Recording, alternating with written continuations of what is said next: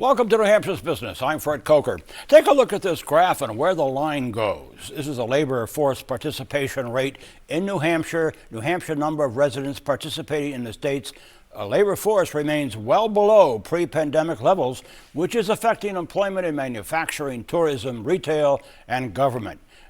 With me to explain the current state of New Hampshire's private sector jobs and labor force is the Commissioner of the New Hampshire Department of Employment Security, Richard Lavers. Welcome. Nice to have you here. Hey, thanks, Fred. Thanks for the conversation.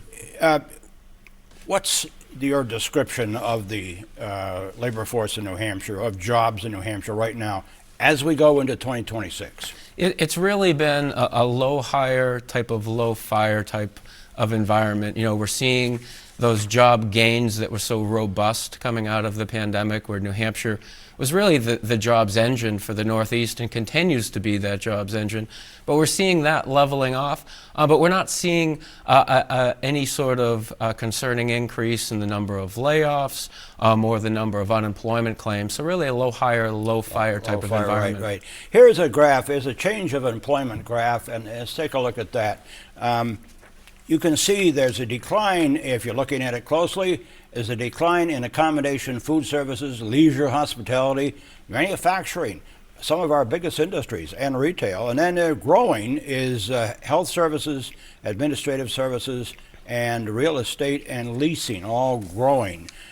Commissioner, about healthcare, I had the president of the New Hampshire Nurses Association on here a few weeks ago.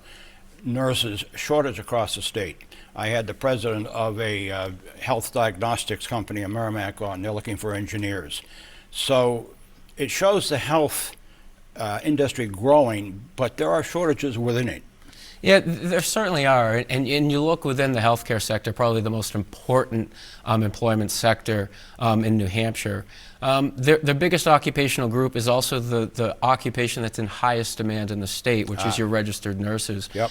But I think an important consideration as we look forward to where we're expecting and hoping and needing to see that healthcare growth, it's really in your higher skilled, higher education type, educated type of educational and healthcare roles. So your master's level nurses, your physician assistants, those types of positions are really being asked to do more within the healthcare setting, and those employers need more of those individuals to be achieving those higher level skills. One of the realities for industries in New Hampshire, as you know, is the age of the population. We're the second oldest state in the country.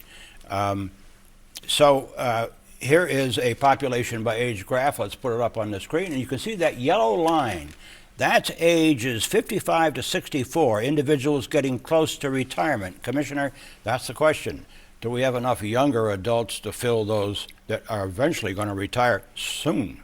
Yeah, and you look at, New Hampshire, certainly median age over 43. New England itself is an older area of the country. Interestingly enough, New Hampshire actually has more 25 to 34-year-olds than either Maine or Vermont. And isn't that far? That's interesting. And it's not that far behind Massachusetts in terms of a percentage. But we really need that growth to come in from where it traditionally has come in, which is individuals moving to New Hampshire from other states. Those individuals tend to be young professionals with children, average age of around 30 years old. So getting back to seeing some of that more robust growth of individuals coming to New Hampshire like we saw out of the pandemic is important. And finally, artificial intelligence, AI. I understand you're beginning to use it at your Department of Employment Security. It's going to impact every industry in the state. And look, here's a quote, and let's look at it. Gauging the AI impact, 4 of the state's 5 largest private industries are thought to have high AI exposure: healthcare, retail, trade, manufacturing, and professional services. So, Commissioner, AI is already changing the employment environment. It really is, and it's changing the way we do things at Employment Security. It's changing the way that we're gathering information from individuals when they come in to file that unemployment claim. So trying to make it a more personalized experience, better questions, more timely information so we can provide better service. And we'll have to leave it there. Commissioner Rich Lavers of the Department of Employment Security here in New Hampshire. Thank you. Thank you. And if you missed part of this briefing on the status of New Hampshire's labor force as we enter 2026, you can go to WMUR.com where it will be posted all this week.